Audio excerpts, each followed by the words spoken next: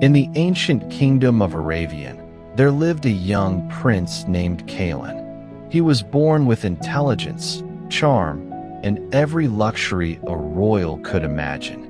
But he had one weakness. He hated discipline. He woke up late, skipped his studies, ignored his sword training, and spent hours wandering the gardens dreaming about one day becoming a great king. His father, the old king, watched silently.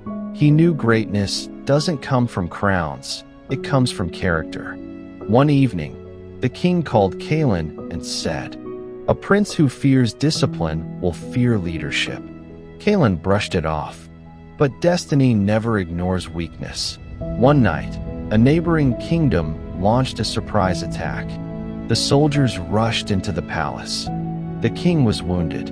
The kingdom was on the brink of collapse. Kalen tried to fight, but he didn't know how to hold a sword properly. He tried to lead, but he didn't know strategy. He tried to protect his people, but his body and mind were untrained. He felt the weight of every lazy morning he had chosen. That night, Kalen escaped with a few loyal guards as the enemy took over the capital. The prince who had everything now had nothing. They found shelter in a cold, dark cave far from the kingdom. Kalen sat alone, ashamed. "Father trusted me, and I failed," he whispered. An old general who had served the king for decades approached him. He said, "A kingdom can be rebuilt. A crown can be reclaimed. But a prince without discipline can win nothing." Those words broke Kalen's pride. From that moment, he changed. He trained before sunrise. He practiced swordsmanship until his hands bled.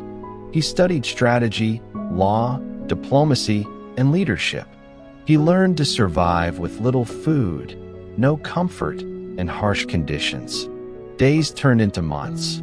Months turned into a year. Inside that dark cave, the undisciplined prince died, and a warrior king was born.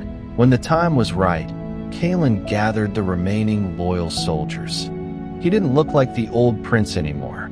He carried the calm strength of a man who had conquered himself. They marched toward the kingdom.